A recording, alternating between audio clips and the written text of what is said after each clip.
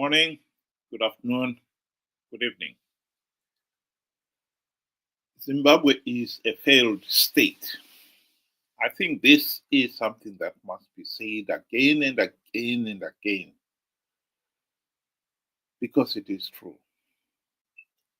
And because as long as we remain a failed state, the tragic suffering, human suffering that we are seeing in the country will continue. Often people have blamed the people in the rural areas for voting for Zanu PF.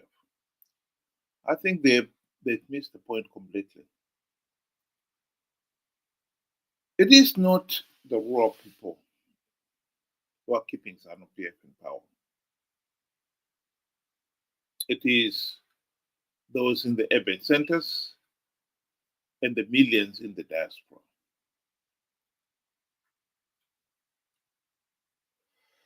In the picture there, showing a lady with a bow and arrow.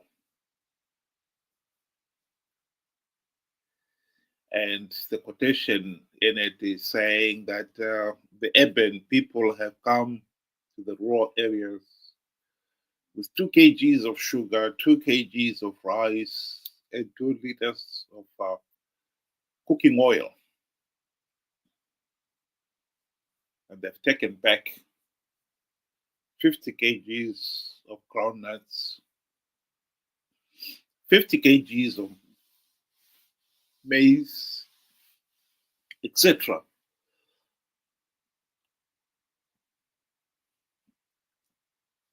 This, of course, is grossly unfair. This is the rural people waking up. In many respects, this actually is an indication of our political situation. As much as I'll be the first one to admit that in 1980, the rural people, particularly, were shortchanged.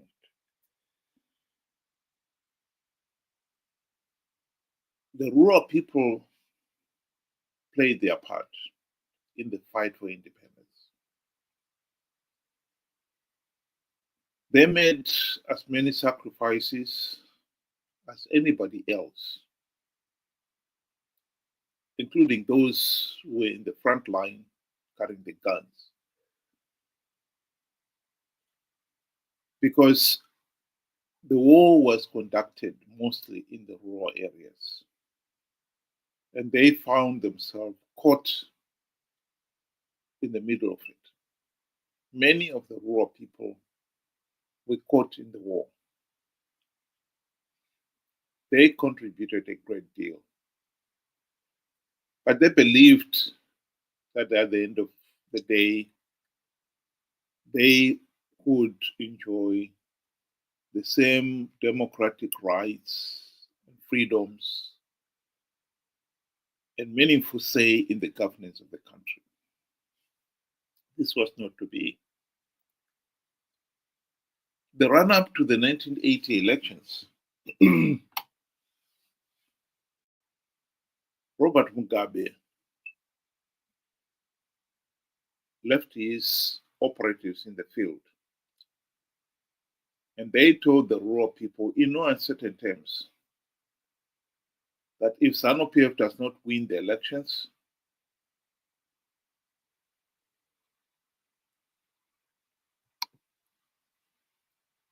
the war would continue.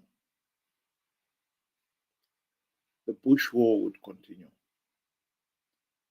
Of course, the rural people had no choice but to vote to end the Bush war. And ever since, Zanu PF has moved in quickly to consolidate its hold on power, and the rural people have never really had any meaningful say in the governance of the country. Zimbabwe has never, ever held free, fair, and credible elections.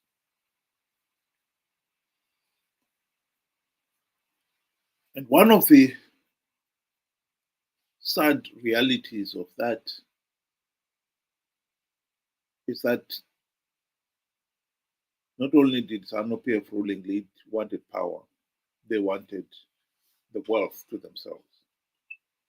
And so you find ourselves in a situation where the Zanu PF ruling elite have seized the farms, and they are now the new owners of most of the properties. And they've been looting the nation's resources and denying people a meaningful vote and keeping them deliberately poor for their own selfish ends. I've often played this short video clip of Margaret Longo speaking to this very issue. I think it is a relevant point, and we must pay attention to it, because she is speaking the truth. They have wrong priorities, especially the current government. How can you go and build an airport which services a few people, and the majority are the elite and the so-called investors? Look at the rural. I made you come to interview me because I wanted you to have the experience of the roads that we are using. If we go today to our hospital there, you feel pity with that's a hospital in a rural area. If we go to our clinic, you feel pity. We have no piped water here. Do you know the reason why the rural people vote for Zanu PF? One, they're intimidated. Two, the policy is that the rural people should remain poor and subservient to the government. They should remain poor, because if they remain poor, they continue singing the song for their master. This is why these people have been impoverished. It's for a reason. Because at the moment, if you economically empower these people, they'll go out of hand. Zanu PF will never have control over them.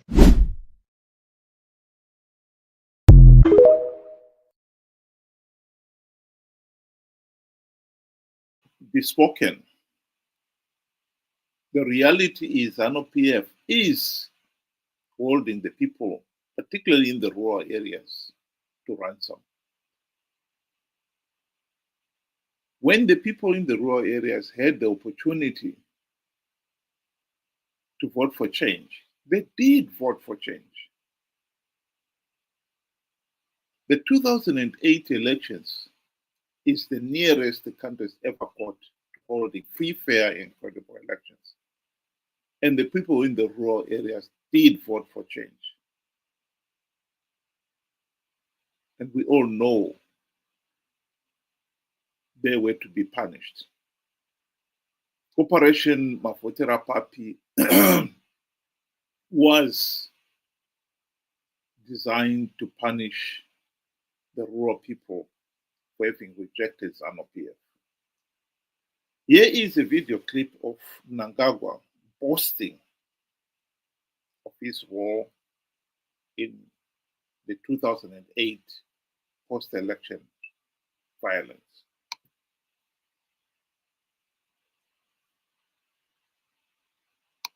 In 2008 patakaita ma-elections pakaposa papinda Tsvangirai ndandiri election agent ya president.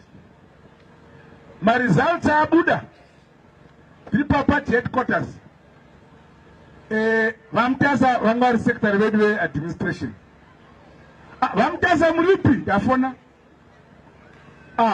ndiri kwarusapi komogwenda kwarusapi seka ma-results achibuda kudai vanga aiwa zvako izvo Mnangagwa ndezvako endaenda kumusha ofisi vanga vabisa zvinhu zvavo zvose watofunga kuti zani yadini yaparara. President ofona zvakamira sei kati ndomamira zvakaita takatodini kateda sei manje mama ndikati abvudzai baba nditaurira baba gadzirai politburo cabinet musarangarira zvimwe zvipi gadzirai chi cabinet asi nangoda kuti muzive kuti 2008 ma-results abuda vamutasa vakatiza.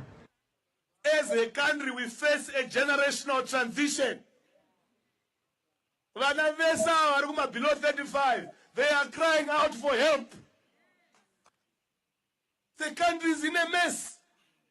Arusuru Faro. We know we are inheriting a mess. We know this country has been left with nothing. I'm assuring you that starting from tomorrow, you'll see a different nation from what you have seen or read on the news about these results and everything. Where we are going ahead there, the situation will be very different. What we said to our people, they could not see with their own eyes. We're going to act as we see it fit. We're prepared to go the whole distance.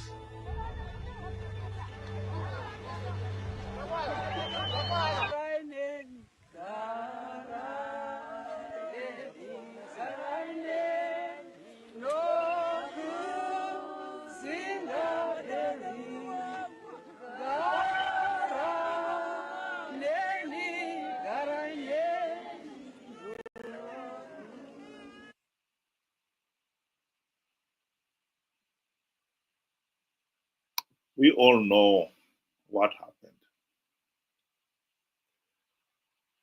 The tragic events of those murderers, 3 months of the runoff, are one of the many dark chapters in Zimbabwe's history. But the fact still remains that MDC had the golden chance to nonetheless end the Zanu PF dictatorship during the GNU of 2008 to 2013. They failed to do so. They failed to implement even one token reform because Mugabe bribed them. It is as simple as that.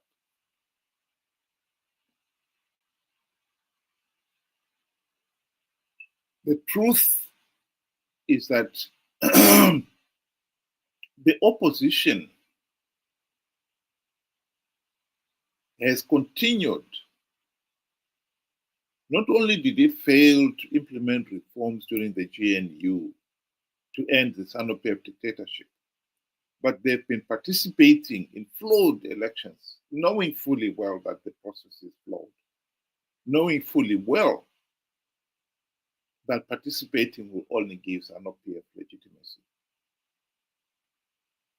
And it is not the rural voter the opposition have counted on, but rather the urban voters and those in the diaspora. Like it or not, it is not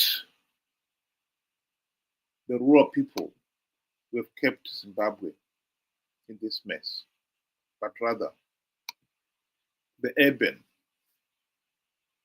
voters are the ones who are letting the country down. The urban voters have turned out to be incredibly naive and easily conned.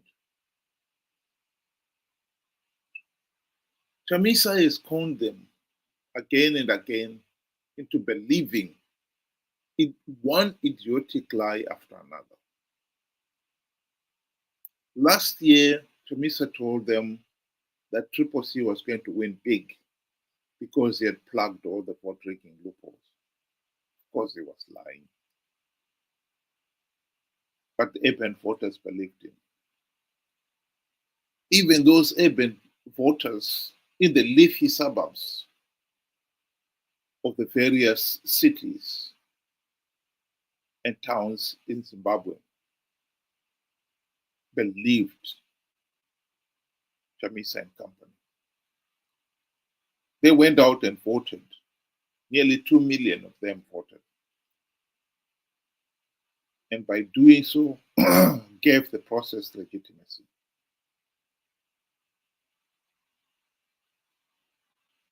We are looking at 2017. Remember the military coup.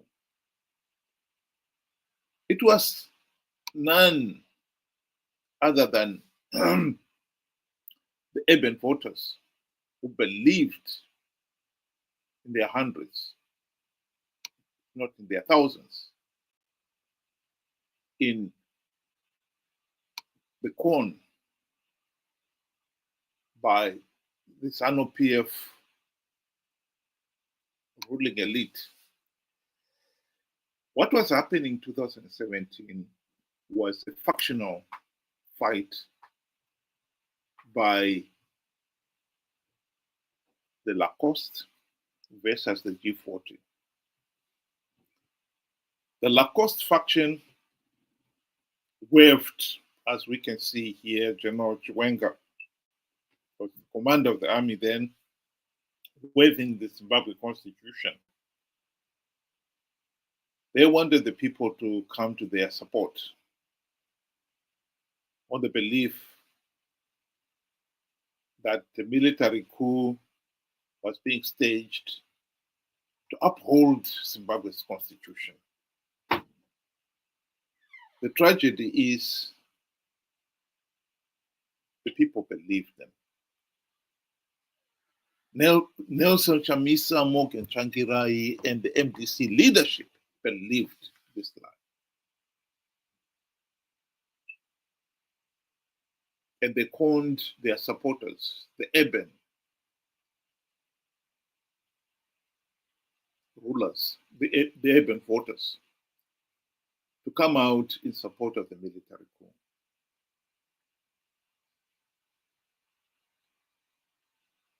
As soon as Mugabe submitted his resignation, and the international community, SADC and the international community had accepted the coup as fait accompli,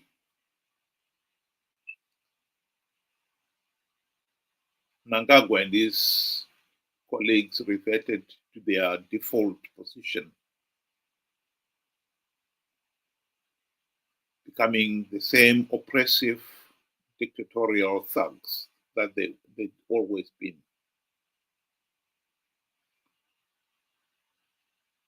They had promised to hold free, fair, and credible elections. They immediately forgot about that. Chiwenga, the man who had been waving the constitution, played his part in rigging the 2018 elections and went on to rig last year's elections. But guess what? Now, the party is divided again into two factions. There's one faction supporting Mnangagwa staying in power beyond the 2028 elections. Elections. And the Chiwenga faction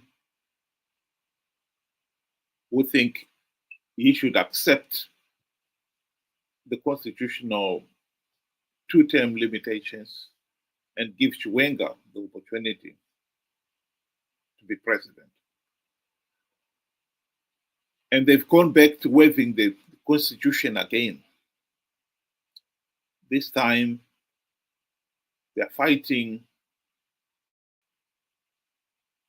for the respect of the two-term limit. And there are already some in the opposition leadership and their supporters who are rallying to that point to support the Chiwenga faction. This is, of course, foolish, because we all know that while Chiwenga is waving the constitution once again, because the constitution is, in this case, supporting his position. If he was to be the Zanu PF candidate for 2028, he is not going to hold free, fair, and credible elections. He's going to go ahead and rig the elections, just as Zanu PF thugs have rigged the elections this last 44 years. So at the end of the day, we will still have a dictator, and the dictatorship will continue. We are not fighting for this musical chair of replacing one dictator for another. We should be fighting to end the dictatorship. That is what we should be fighting for. And it is really annoying that it is the opposition, and they are mostly urban and diaspora supporters, who are holding back the nation, not the raw people, the urban voters.